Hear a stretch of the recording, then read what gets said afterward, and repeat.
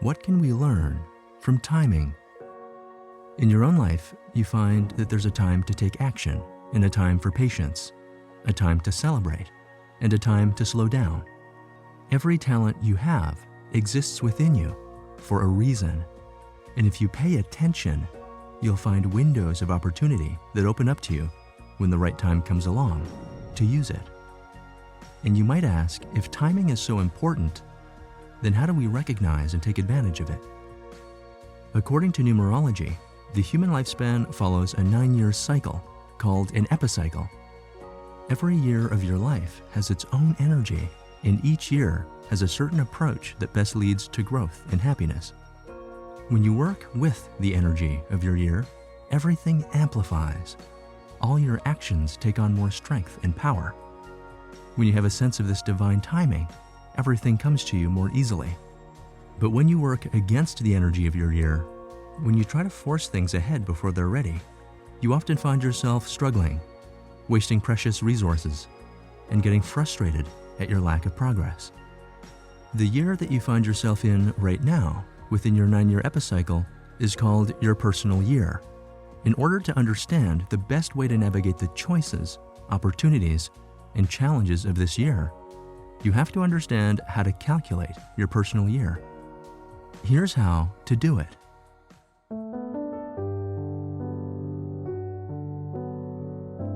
We start out by writing your birth month, your birthday, and the current year. For example, let's say you're born on March 9th and you want to calculate your personal year for the current year, which, at the time of this video, is the year 2021. You'd write the digits like this. March is a 3 because it's the 3rd month of the year, followed by the 9th day in the current year 2021.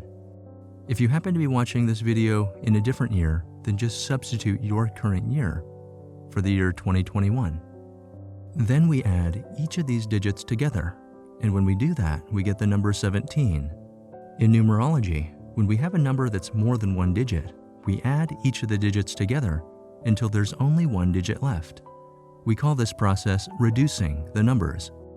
In this case, to reduce the number 17, we add its digits 1 and 7 together, which equals 8. And so, if you're born on March 9th, then in the year 2021, you would be living in your 8th personal year. There are 9 possible personal years in your epicycle. Each personal year lasts for 1 year, beginning in January 1st and ending on December 31st of that same year. The personal years run in order from 1 to 9, and at the end of a 9-year epicycle, a new cycle begins at the 1 personal year, and you start the process all over again. Now that you know how to calculate your personal year, let's explore what each of the years mean.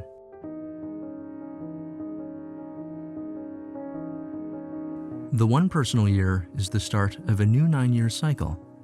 It's a year for new beginnings. It's a time to really think about what you want in your life. Ask yourself, what does the most authentic and fulfilling version of your future look like? What would you have to do, and who would you have to become to make that a reality? This is a time to set the standard for your goals and aspirations and all the things you want to accomplish within the next 9 years. Look for opportunities to move towards that vision and to move forward, because the universe is favoring steps for you to take action during this year. It's also a year to embrace change, a time to meet new people and to form new relationships, both in your personal life and in your career. The best approach in a 1 personal year is to plan and to begin a new phase in your life. Setting these things in motion will enable you to expand and grow. The 2 personal year is often a time for love and a deepening of your relationships. It presents an opportunity to make new friends, connections, and to cooperate with others. It's a time to find like-minded souls. And if you're open to it, this is a time to feel your heart and passions expand. The relationships you make at this stage will form the basis for the support you'll need in the future. During this time, it's also important for you to accept help and guidance from other people, even if you feel like you don't need it. You should be especially attuned to possible conflicts and disagreements in your social circle. You will be called upon to use your social skills to anticipate and resolve these conflicts when they appear. This means that you're likely to find yourself in the middle of a dispute, and you'll be asked to be the peacemaker. The best approach during a two-personal year is to be patient and to look for ways to find middle ground. Be receptive and open to new ideas, and allow things to unfold naturally. This is a year of hard work, but also unexpected rewards. This means taking care of yourself and connecting with your own personal needs. The three-personal year is a time where your creative intelligence is at its peak. It's a time for new ideas and insights, a time to find outlets for self-expression and to communicate your feelings in an open and authentic way. Look for ways to speak your truth and to let your feelings be known to your friends, family, and colleagues. The best approach in a three-personal year is to honor your gifts by making time for them in your life. Take advantage of these influences and allow for the fullest expression of these powerful new directions in your life. This could mean taking the time to develop your natural talents that you haven't been putting to use, like revisiting an old hobby from your past or using it in a new way. It's also important to look at the information you're consuming, your social media, and your screen time. Is the content you're looking at empowering you, or does it make you feel anxious, inadequate, and more negative about the world? Be conscious of the content you're spending time with, because if you consume too much negativity, it has a way of crowding out your own inner voice.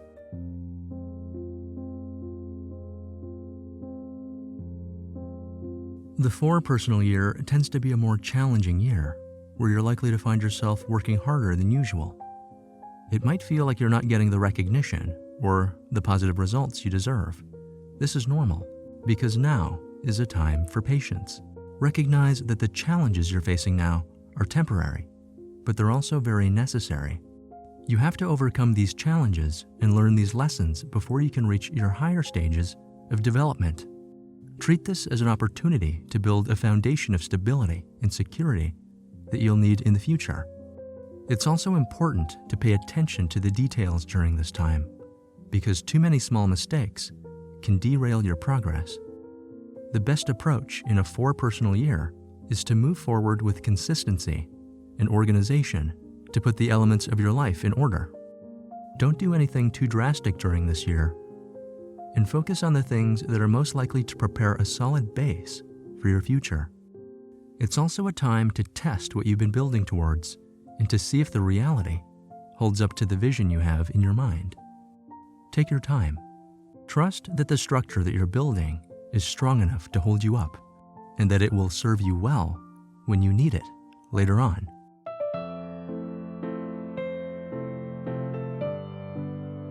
The five-personal year is a time of change and transformation. You're likely to experience conflicting events and emotions. If any areas of your life feel like they're growing stale, now is your chance to inject more spontaneity and adventure. It's a year for personal freedom and to let go of the things that may be stagnating your progress and holding you back. It's also a great year to explore the things you've always wanted to do, but never had the chance. The best approach during a five-personal year is to experiment with new ideas. Give yourself the freedom to make mistakes, to look for opportunities for growth and expansion, and to prepare yourself as best you can for the important changes that are coming into your life. You can do this by being more clear about the things you want to attract into your life, and also the things you want to eliminate from it. Finding clarity will empower you to act with more purpose and intention.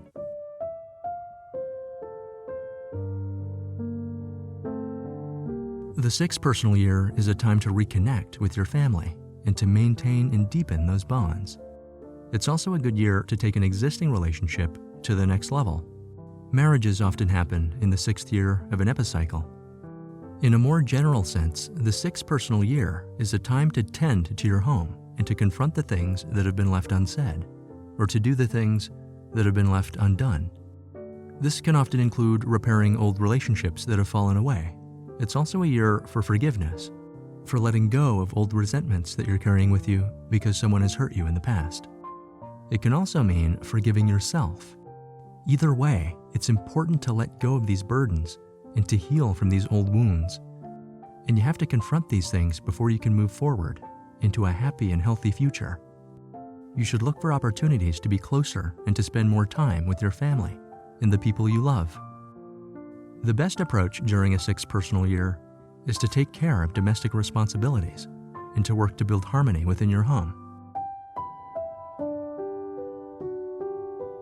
The 7th personal year is a good time to explore personal development and education. Many people return to their studies in the 7th year of their cycle, whether it means learning a new subject or rediscovering a hidden passion from their past. Your intuition is also very strong during this time. It's a good year to pass on some of the knowledge you've gained to someone who may be struggling on their own journey.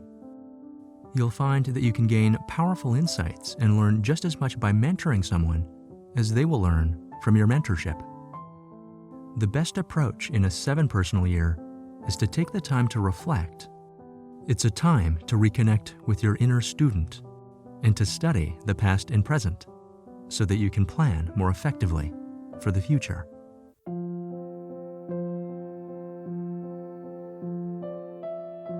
The 8th personal year represents a time where much of your hard work starts to really pay off. More than any other year, it's a time where you can attract opportunities for success and other material rewards. But most people won't recognize these opportunities for what they are. As the saying goes, opportunity is often disguised as adversity. It's especially important to use your intuition to carefully weigh your options and to decide on your best course of action. When you do take action in an 8th personal year, the best approach is to act strategically. Your best decisions will be made when you have clarity and your mind isn't clouded by distractions or negative emotions. This is also a good year for career advancement, like pursuing a new enterprise or taking your career in a new direction.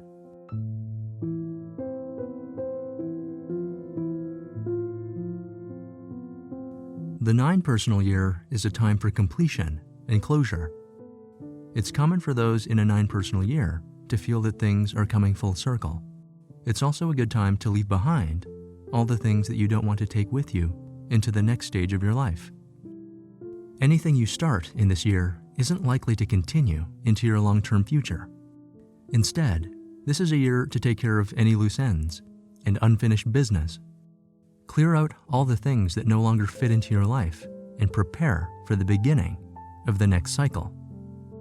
If you feel like you have to end a relationship or bring a phase of your life to a close, don't fight these changes. Trust that there's an underlying purpose here. In order to invite new and more fulfilling elements into your life, you have to make room for them. And this means leaving behind the things that aren't serving you anymore. It's important to look back and take stock of all the progress you've made and all the lessons you've learned. The best approach during a 9th personal year is to appreciate the completion of an important phase in your life and the end of an epicycle. Allow things to come to their natural conclusion.